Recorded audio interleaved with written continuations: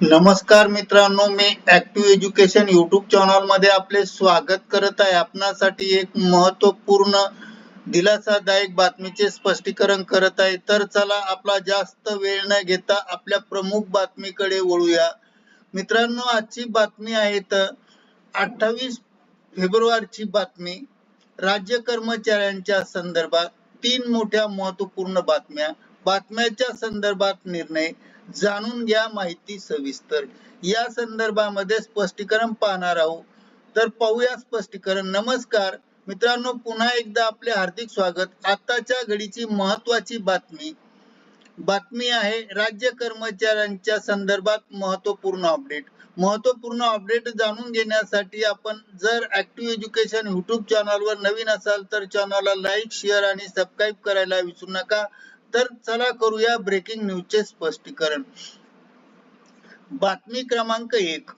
सन 2025-26 मधील शालार्थ प्रणाली मधील ऑनलाईन थकीत देयक त्रुटी पूर्तता करण्याबाबत अधीक्षक वेतन पथक व भविष्य निर्वाह पथक माध्यमिक यांच्या मार्फत दिनांक 26/2/2026 रोजी महत्वपूर्ण परिपत्रक निर्गमित करण्यात आलेले आहे.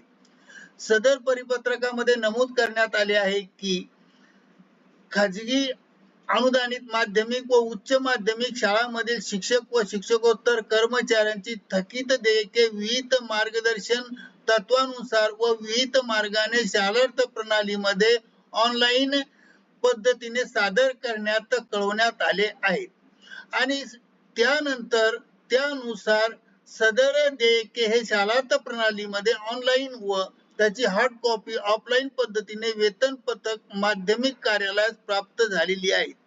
त्यानुसार सदर देयकाची वेतन पथक विविध स्तरावरून छाननी करण्यात येत आहे आणि ही छाननी करताना देयकामध्ये त्रुटी असल्यास ही देयके त्या स्तरावर ऑनलाईन पद्धतीने त्यांच्या समोर दर्शविल्याप्रमाणे कारणाकरिता रिजेक्ट करण्यात आली आहेत. त्यानुसार सदर देयकाची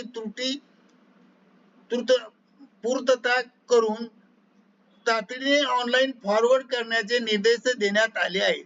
तसेच त्रुटी पूर्ततेची हार्ड कॉपी कार्यालयात सादर करण्याचे निर्देश देण्यात आले आहेत.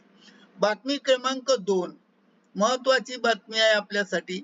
जुनी पेन्शन योजनाबाबत मुंबई उच्च न्यायालयाचा मोठा निकाल समोर आला आहे, ज्यामुळे जुनी पेन्शन योजना लागू करण्याच्या दिशेने निर्देश देण्यात आले आहेत. मुंबई उच्च न्यायालयामध्ये जुनी पेन्शन योजना लागू करण्याबाबत अनेक राज्य कर्मचाऱ्यांनी याचिका दाखल केली होती. सदर याचिकाकर्त्यांनी जुनी पेन्शन योजनेचा लाभ लागू करण्याचा निर्देश उच्च न्यायालयाने दिला आहे. कोणत्या कर्मचाऱ्यांना जुनी पेन्शन योजना लागू होणार आहे तर ते स्पष्ट करूया. केंद्र सरकारच्या धर्तीवर राज्य शासनाने दिनांक 1/11/2005 पासून 5 पूर्वी नियुक्त कर्मचाऱ्यांना जुनी पेन्शन योजना लागू करण्याचे निर्देश दिले आहेत. परंतु राज्यातील इतर पात्र कर्मचाऱ्यांना सदर लाभ अद्याप लागू नव्हते. उच्च न्यायालयाच्या दिनांक 26/2/2026 च्या निर्णयानुसार सदर लाभ याचिकाकर्ते कर्मचाऱ्यांना लागू करण्याचे निर्देश देण्यात आले. यामध्ये राज्यातील विना अनुदानित अंशतः अनुदानित माध्यमिक शिक्षक, शिक्षिका तसेच शिक्षकेतर कर्मचारी, कनिष्ठ महाविद्यालयाचे प्राध्यापक तसेच प्राध्यापिका तसेच शिक्षकोत्तर कर्मचारी ज्यांची नियुक्ती ही दिनांक 1/11/2005 पूर्वी झाली आहे, अशा सर्व कर्मचाऱ्यांना उच्च न्यायालयाच्या दिनांक 26/2/2026 रोजीच्या निकालानुसार जुनी पेन्शन योजना लागू करण्याचे आदेश देण्यात आले आहे. बातमी क्रमांक 3 आपल्यासाठी अत्यंत महत्वाची आहे. तर बघा ही बातमी. 8व्या वेतन आयोगाचे सुधारित वेतन श्रेणी प्रस्ताव बाबतचा महत्वपूर्ण निर्णय 8वा वेतन आयोग समितीकडून तयार करण्यात आला आहे. सदर प्रस्तावानुसार किमान वेतन हे 54,000 इतके निश्चित करण्यात आले आहे. 7व्या वेतन आयोगामध्ये केंद्र सरकारने किमान वेतन हे 18,000 इतके निश्चित केले होते, तर 8व्या वेतन आयोगाने 8 पे कमिशनने सदर किमान वेतन हे 54,000 रुपये इतके निश्चित केले आहेत. संदर्भात प्रस्ताव तयार करण्यात आलेला आहे. त्याचबरोबर वेतन श्रेणीनुसार फिटमेंट फॅक्टर वेगवेगळे असल्यामुळे प्रत्येक बदल वेगवेगळ्या प्रकारे करण्यात आला आहे. सदर प्रस्तावाला केंद्र सरकारच्या मंजुरीनंतर लागू करण्यात येईल. वेतन श्रेणीनुसार 8व्या वेतन आयोगामध्ये वेतन श्रेणीचा तक्ता कसा असेल त्या संदर्भात 8व्या वेतन आयोग समितीने शिफारसी केलेल्या वेतन श्रेणीचा तक्ता खालील प्रमाणे पाहू शकता. या संदर्भातील सविस्तर माहिती जाणून घेऊ शकता. या संदर्भात जो आपणास दिलेला तक्ता आहे तो 8व्या वेतन आयोगानुसार तयार करण्यात आला आहे. यामध्ये लेवल दाखवले आहेत.